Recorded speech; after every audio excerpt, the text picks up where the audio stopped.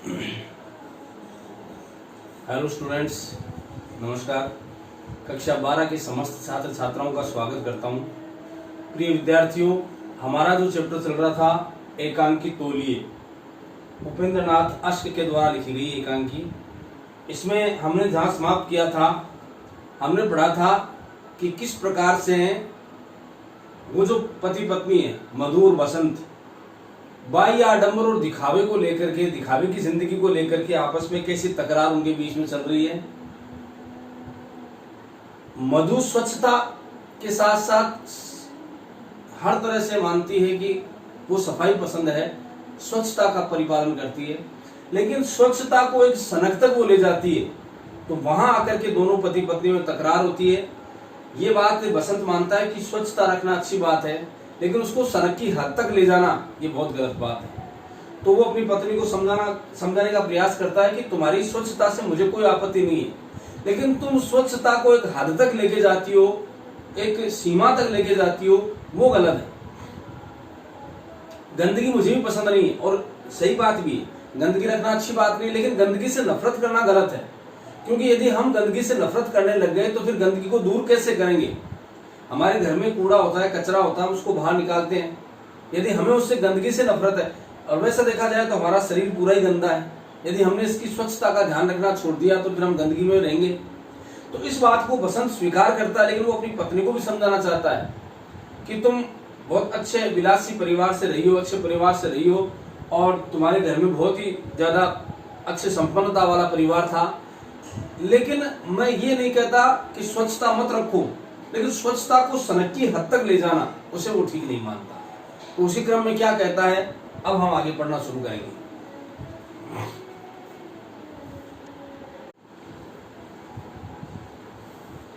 तो अब मैं प्रारंभ करने जा रहा हूं आपका चैप्टर जहां मैंने समाप्त किया था, उससे आगे का भाग। यहां बसंत अपनी पत्नी को कहता है कि उसी और नीमो नाम की दो बच्चियां, उनकी चर्चा करता है। तो वो उनकी पत्नी क्या उत्तर देती है, वहीं से शुरू करते हैं। बसंत कह रहा है तिपाई के पास, तिपाई 3 है जिसके पैर, तिपाई यानी 3 पैर वाली। अब इसमें प्रिय विद्यार्थियों द्विगु समास है। द्विगु समास में क्या होता है कि जहां प्रथम पद संख्यावाची हो, उत्तर पद प्रधान हो, वहां द्विगु समास। संख्या जहां भी आ जाए, जैसे द्विवेदी, चतुर्वेद, पंचवटी, षटकोण, अष्टग्रह, नवग्रह, अष्टकोण, ये इस प्रकार के शब्द हैं जिनमें संख्या आ जाए। तो कई बार क्या होता है ऐसे भी, लेकिन बहुत कम, मान के चलो कि आप 10% ऐसे भी शब्द होते हैं कि जहां वो संख्या उत्तर पद में भी आती है, लेकिन वहां भी द्विगु समास होता है। जैसे मैं एक उदाहरण लिखता हूं, पक्ष द्वय। अब इसका अर्थ क्या होगा, दो पक्षों का समाहार या समूह है, दो पक्षों का समूह है। अब द्वय शब्द बाद में आया, पक्ष पहले आया। जैसे शुक्ल पक्ष और कृष्ण पक्ष, महीने में 2 पक्ष होते हैं। तो ऐसे बहुत से शब्द होते हैं, त्रिदेव है, चतुर्वेद है, पंचवटी है, 5 वटों का समूह है। तो जहां संख्या पहले आ जाए शब्द के पहले, वो द्विगु समास। चलिए आगे।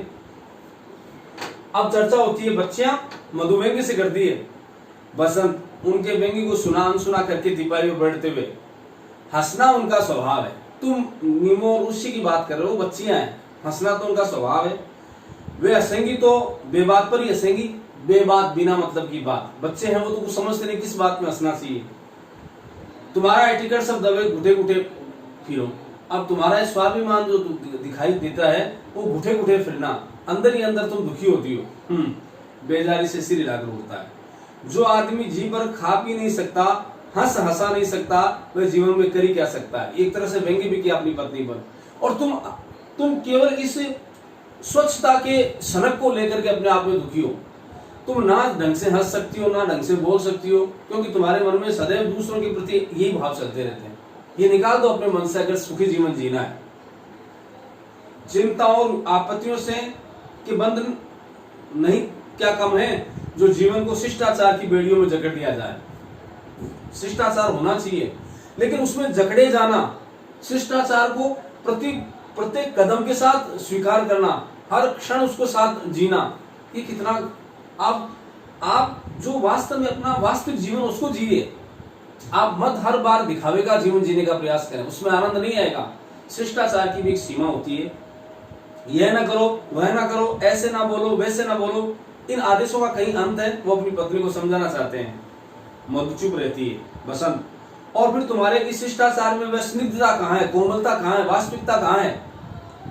तुम्हारे आने से पहले मैं देव और नारायण एक ही लिहाफ में बैठे थे, रजाई लिहाफ, हम एक ही स्थान में बैठे थे। जरा कल्पना तो करो, सर्दियों की सुबह या शाम एक ही चारपाई पर, एक ही रजाई घुटनों पर ओढ़े 4-5 मित्र बैठे हैं। अब तुम तो ले जाती हो उसको अलग वे में, कि तुम्हें थोड़ी बहुत शर्म नहीं है, संकोच नहीं है कि 5 व्यक्ति एक रजाई में बैठे हुए, कितनी गंदगी उसमें फैलती होगी, पैरों में जमा मिट्टी उस रजाई की लगती होगी, और कितना मतलब किस किस के कौन सा विषाणु है क्या पता।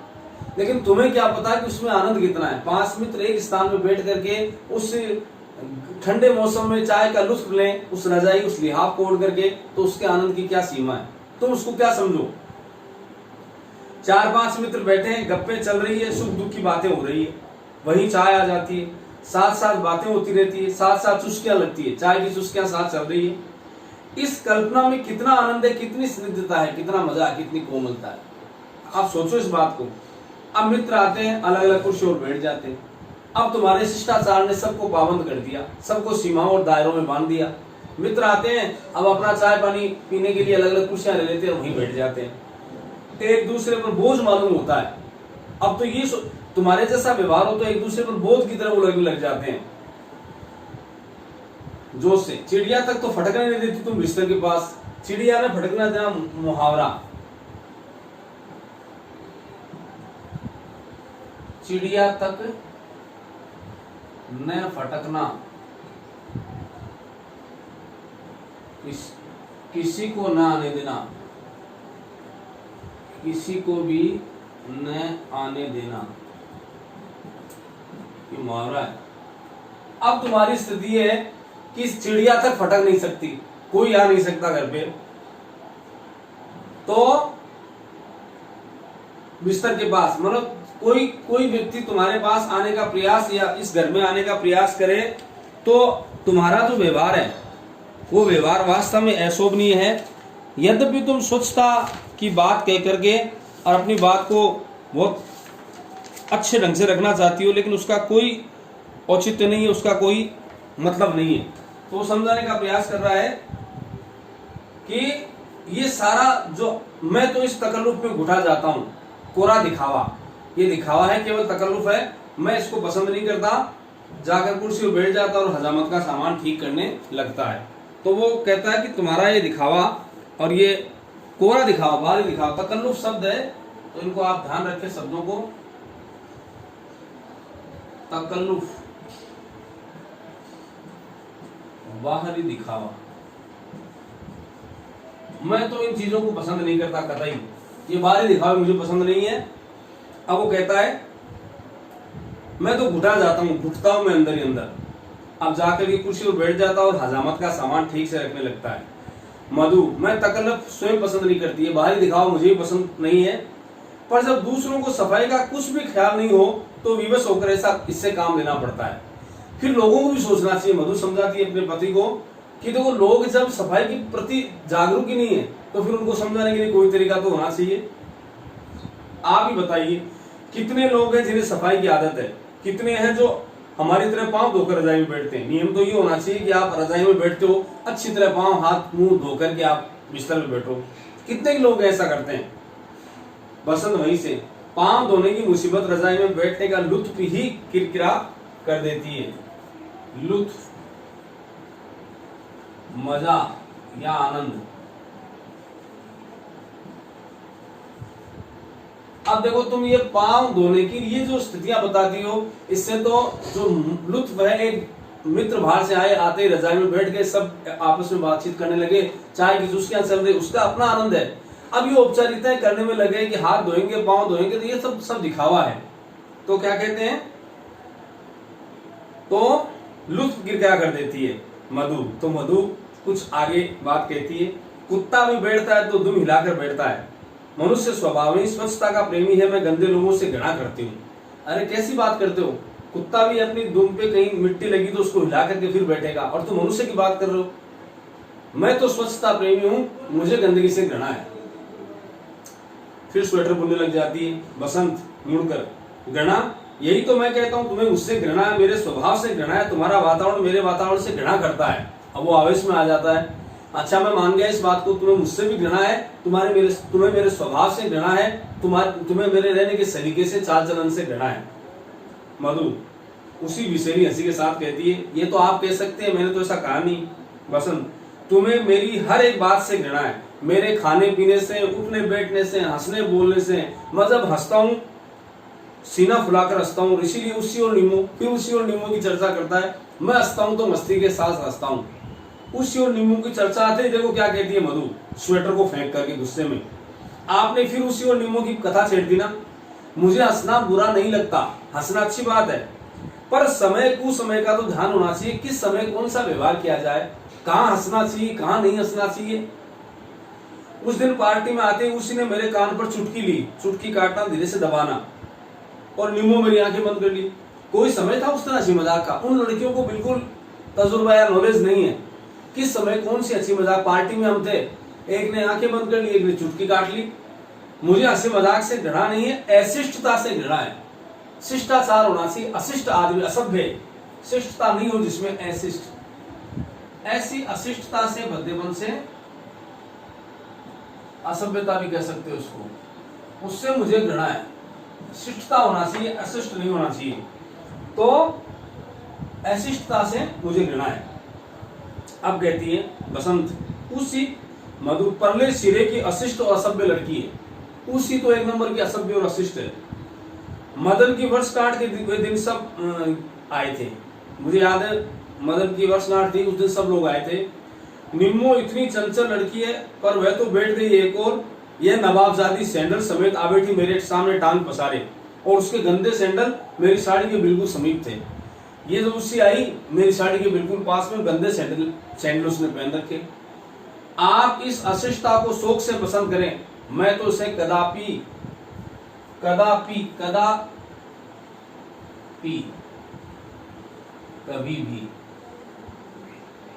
मुझे तो ये अशिष्टता कदापि पसंद नहीं, अभिमानी भी, कदा कभी कभी भी पसंद नहीं है। अरे जिसे बैठने उठने बोलने का सलीका नहीं, वो मनुष्य थोड़ी है, वो तो पशु है। तो इस प्रकार से ये अपनी बात कहती है मधु।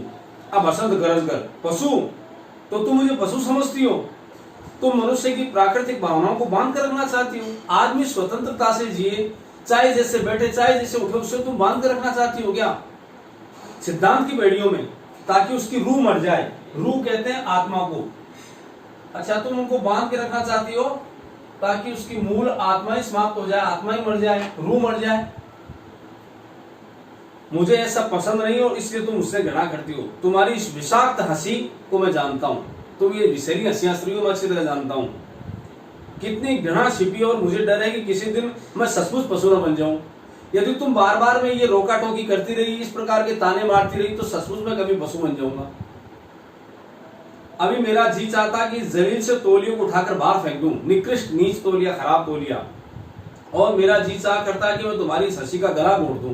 तुम ये क्रूर हंसी हंसती हो विषाक्त, मुझे तुम पर भी गुस्सा आता है कि हंसी को हमेशा के लिए रोक दूं। घृणा तुम मेरी हर बात से घृणा करती हो, मुझे पशु समझती हो। तो अब इतनी बातें देखो, ये खाली आपसी मतभेद से लेकर के दोनों पति पत्नी में कितनी तकरार बढ़ जाती है, कितनी बातें बढ़ जाती है। मधु स्वेटर उठाते हुए भरे गले से, आप नाहक, नाहक बिना मतलब, नाहक बिना हक के, या अनधिकार भी कह सकते हैं, बिना हक,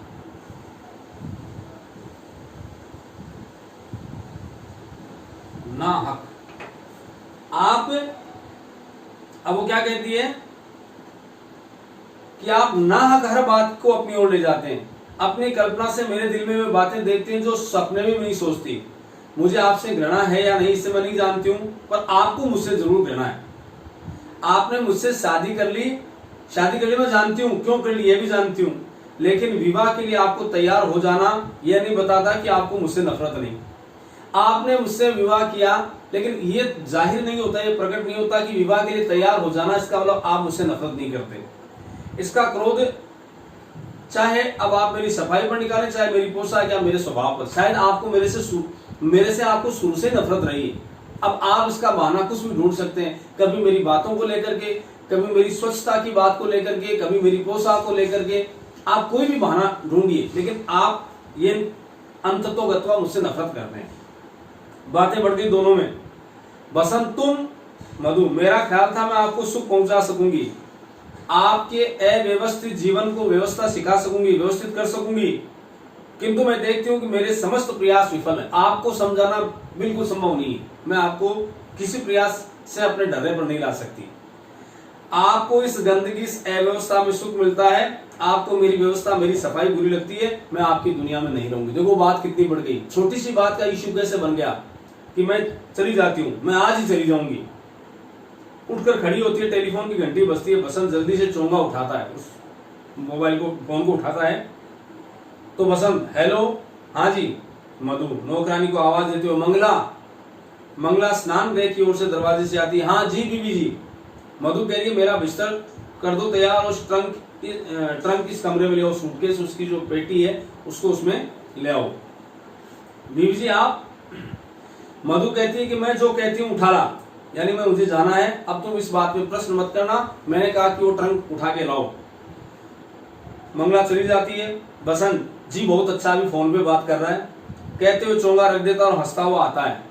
बसंत, मैं कहता हूं तुम अपना सामान बांधने की सोच रही हो, पहले मेरा सामान ठीक कर दो, क्योंकि तुमसे पहले तो मुझे ही जाना है, मुझे पहली गाड़ी से बनारस जाना है। अभी साहब ने आदेश दिया अपना सामान बाद में बांधना, तुम बाद में जाती रहना, पहले मुझे जाना है, मेरे साहब का आदेश ऑफिस से, मुझे किसी काम से बनारस जाना है। हंसता है। एक बात हो गई, पटाक्षेप हुआ, एकांकी का एक दृश्य समाप्त हुआ, पर्दा गिरता है। अब एक दूसरा दृश्य दिखाना है, जिस दृश्य में ये बताया गया है कि वो बसंत अपना बनारस के लिए रवाना हो जाता है। इधर मंगला और मधु, मंगला जो उसकी नौकरानी है, घर पे हैं। उसी समय देखो, उसी मधु की सहेलियां दिल्ली में उस स्थान पे उनके घर पे आती है। आप सोचिए कि वो सारी बातें जो अपने पति के लिए उसने पाबंदियां बना रखी थी कि ऐसे पैर नहीं रखना चाहिए, एक साथ दोस्तों के साथ रजाई में सबको नहीं बैठना चाहिए, पांव धोकर के चलना चाहिए, ये करना चाहिए, लेकिन जब उसकी सहेलियां उसके पास आती है तो वो सारी की सारी बातें धरी रह जाती है। वो सभी सहेलियों को अपने उसी रजाई में, उसी लिहाफ में बुला लेती है, बैठकर चाय की चुस्कियां लेती है, यानी वो सारी जो औपचारिकताएं थी वो अब समाप्त हो गई और वो सब अनौपचारिक रूप से बैठ करके वास्तव में कैसे कैसे बातें करती है। फिर उसको ख्याल आता है कि मैंने क्या किया अपने पति के साथ।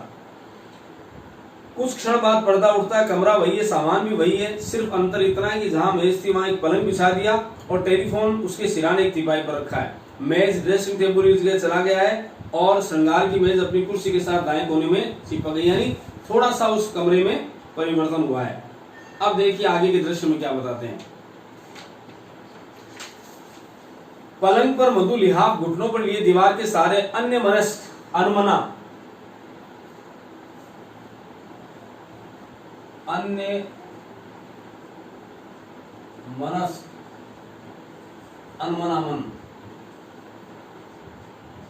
मन का अनमना होना, अन्य मनस्क मतलब अनमन, मन नहीं लग रहा उसका, अन्य मनस्क भाव से आधी लेटी आधी बैठी है।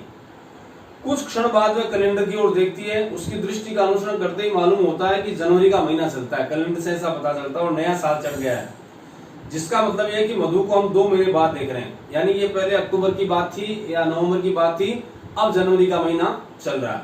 यानी उससे अपने को ये दिखाने का प्रयास करना एकांकी के माध्यम से कि जो समय है वो गुजर गया, 2 महीने के बाद का समय है। बाहर का दरवाजा खुला और तीखी हवा अंदर आ रही है, ठंडी हवा। लिहाफ को कंधों तक खींचते हुए मधु नौकरानी को आवाज देती है, मंगला मंगला। वो अपनी नौकरानी को आवाज दे रही है, मंगला। अब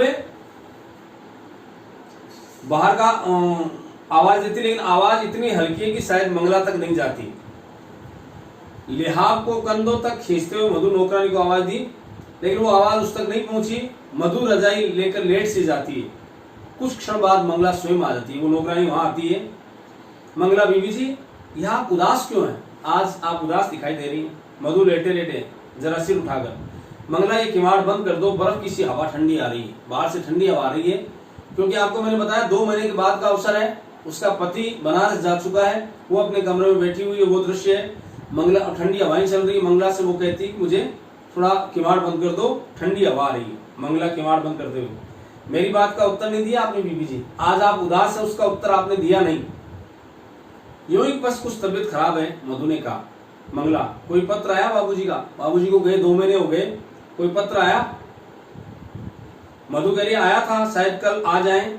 मंगला, तो फिर? मधु, विषाद, विषाद मानी दुख।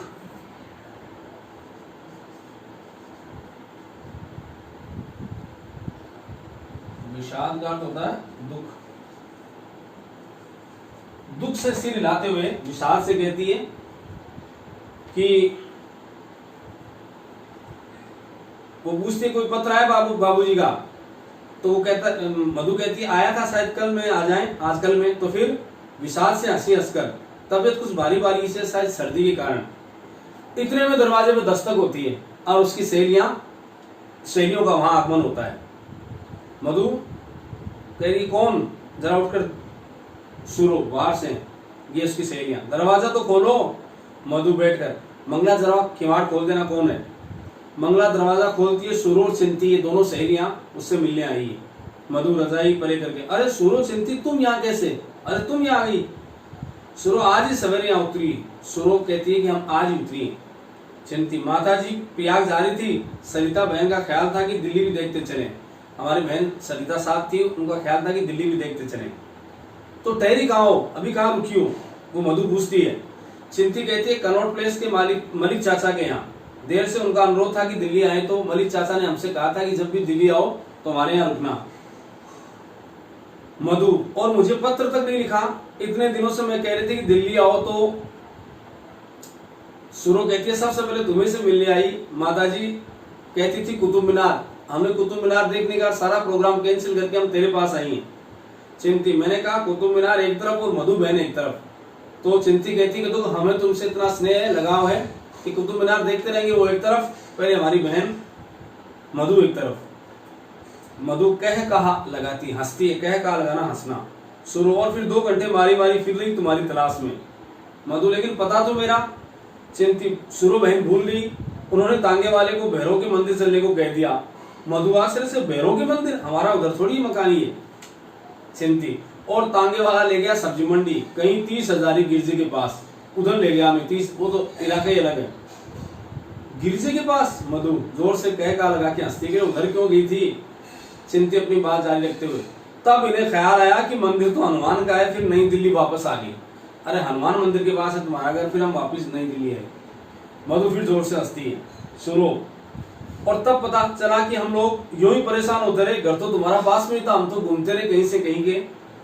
मधु, तुम लोग भी, मैं कहती हूँ ना, जोर से हंस पड़ती है। सुरो, ये इतना हंसना तुम कहाँ से सीख गई? तुम तो जन्म की सीढ़ी। सुरो से कहती है मधु से, तुम तो कभी हंसना जानती नहीं थी, हमेशा सीढ़ी रहना, अपने स्वभाव की तुनक मिजाजी उसी में रहती थी हमेशा। चिंती, भाई साहब ने सिखा दिया, इतने जोर से कह के रहना, कहाँ है वे? तो वो भी एक तरह से व्यंग्य करती है। हाँ, भाई साहब कुछ ज्यादा हंसते होंगे, इसलिए तुम्हें सिखा दिया सब कुछ हंसना करना। कहाँ गए वो? बसंत गिरी पूछती है। चिंती पूछती है। मधु कहती है कि बनारस गए 2 महीने से, वहां के फर्म का मैनेजर बीमार पड़ गया था, शायद आजकल में आ जाएं। चिंती कहती है अच्छा, अच्छे तो है ना? अच्छे हैं, मौज में है, लेकिन तुम खड़ी क्यों? इधर आ जाओ बिस्तर पर। अब देखो, वो जो अपने पति को मना करती थी कि अपने दोस्तों के साथ लिया, एक लिहाज पे तुम लोग सब बैठ जाते हो, आज अपनी सहेलियों से कह रही कि तुम आ जाओ उस रजाई के अंदर। नौकरानी को आवाज देती है, मंगला मंगला। सुरो चिंती कुर्सियों पर बैठने लगती है। अरे कुर्सियां छोड़ो, देखो मधु का सब सुनना, कुर्सियां छोड़ो, बस चलिए आओ इधर, पलंग पर बैठे लिहाफ लेकर, ये देखो आओ, एक ही पलंग पर हम सब तीनों बैठ जाती हैं, ये रजाई ओढ़ के। सुरो, लेकिन मेरे पाँव, और मैं धो नहीं सकती इन्हें, मेरे पाँव तो साफ नहीं है। मधु, अरे क्या हुआ तुम्हारे पाँव को? जुराबी तो पहन रखी है तुमने, आ जाओ। चिंती, पर तुम्हारा बिस्तर? कुछ नहीं होगा मेरे बिस्तर को। मधु कह रही है, मेरे बिस्तर का ख्याल छोड़ो, बस चलिए आओ इधर, ये किवाड़ बंद कर दो, बर्फ किसी ठंडी हवा आ रही है, तुम तो आ जाओ इधर, और ठंडी हवा आ रही है, इस लिहाफ के अंदर आके बैठ जाओ। तो ये किवाड़ बंद कर दो। मंगला, आपने आवाज दी थी बीबी जी? तो मधु कहती हाँ मंगला, चाय बना के लाओ। चिंती किवाड़ बंद कर देती है, तीनों घुटनों पर लिहाफ लेकर आराम से बिस्तर में बैठी हुई है। सुनो, पुष्पा की शादी हो रही है अगले महीने। मधु, लेफ्टिनेंट वीरेंद्र के साथ? चौंक कर खुशी से चिंती, वह लम्ब सलम्मा लमटीक सा आदमी, लंबा, खूब लंबा है, जोर की हवा चले तो उड़ता चला जाए, वैसे दुबला पतला है। मैं तो सोचती हूँ कि उसे पुष्पा जैसी मोटी मुटल्लों से प्रेम हुआ तो भी कैसे? पुष्पा तो बहुत मोटी है, वो लंबा सा आदमी, उसको कैसे प्रेम हुआ उससे? मधु, और मैं इस बात पर हैरान हूँ कि पुष्पा उसे पसंद कैसे करती है। चेहरे पर तो उसके मनहूसियत बरसती है, बुराई, मनहूसियत, और मालूम होता है जैसे ऐसे बात बीच में रहती है। चिंती, वर्षों स्नान गृह का मुंह नहीं देखा, हंसती है आपस में कि शायद वो तो स्नान गृह में नहीं गया। सब हंसती है। मंगला चाय की ट्रे लाती है। मंगला, कहाँ लगाऊं चाय बीबी जी? अब देखिए, वो मधु जो इतनी शालीनता, स्वच्छता पसंद रखती थी, मतलब स्वच्छता के प्रति इतनी जागरूक थी, अपनी सहेलियों के आते ही स्वच्छता के वो सारे मापदंड भूल गई, इसी लिहाज में बैठी हुई है। और चाय की ट्रे कहाँ लगाऊं ये कहने पर मंगला ने जब प्रश्न किया कि चाय की ट्रे कहाँ लगाऊं, तो उसका जवाब क्या था सुनिए आप। वहां मेज पर रख दो, एक एक प्याला बनाकर हमें दे दो, यही दे दो हमें चाय, बिस्तर से बाहर नहीं आएंगी। ये तिपाही सरकार के, इस पर बिस्कुट रख दो, ये तिपाही इस पे बिस्कुट रख दो। शुरुआत से मधु, तुम इतना स्वच्छता वो रखती थी, क्या हुआ? अरे उठकर कहाँ जाओगी? मधु कह रही यहीं बैठी रहो, इस गर्म बिस्तर से उठकर डाइनिंग टेबल पर जाने में क्या आ चुका चाय का मजा? यहीं हम बिस्तर में बैठ के चाय पियेंगे, कहीं बाहर जाओगी फिर चाय का मजा ही किरकिरा हो जाएगा। तो प्रिय विद्यार्थियों, आज ये पृष्ठ संख्या 80 तक हम पहुंचे हैं। कल इससे आगे का भाग हम आपको बताएंगे। मैं आपसे आग्रह करूंगा कि ये जो मैं जितना पढ़ा चुका हूँ उसको बहुत ध्यान से एक बार फिर पढ़ेंगे। इसमें व्याख्या संबंधी तो कोई विशेष बात नहीं है, क्योंकि ये संवाद है, फिर भी इसमें से प्रश्न व्याख्या से संबंधित आ सकते हैं। इसलिए जो महत्वपूर्ण शुरू के भाग हैं, जहाँ बसंत और मधु का संवाद चलता है, उससे कुछ व्याख्यात्मक प्रश्न शायद पीछे दिए होंगे, वो आपको हल करने हैं। मैं एक बार आप सभी को पुनः धन्यवाद देता हूँ। संभवतः कल ही हमारा चैप्टर पूरा हो जाएगा। आप सभी विद्यार्थी पूरी मेहनत और लगन के साथ अपनी पढ़ाई जारी रखें। एक बार आप सभी को पुनः मेरा बहुत बहुत धन्यवाद। Thank you.